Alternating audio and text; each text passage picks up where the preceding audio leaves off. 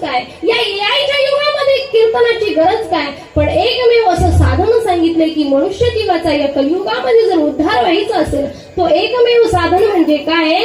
हरिनाम संकीर्तन आहे.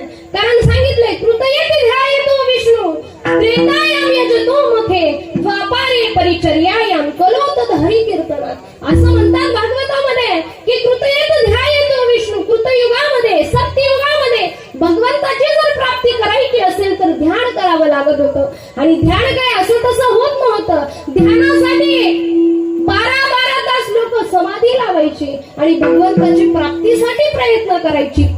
कोणत्या युगामध्ये? कृतयुगामध्ये, सत्ययुगामध्ये. त्याच्यानंतर आलं कृतयेत ध्यायतो विष्णू त्रेतायाम यजतो मुखे.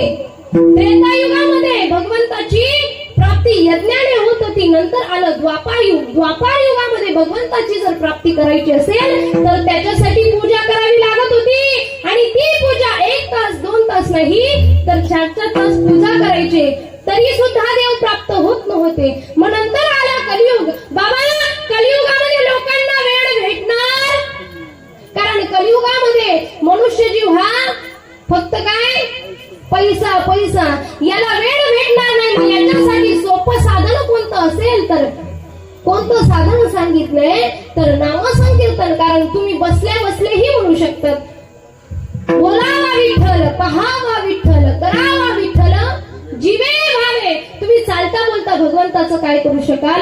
नामस्मरण करू शकाल. म्हणून कलियुगामध्ये जर सुंदर साधन सांगितलंय ते फक्त कोणतं आहे?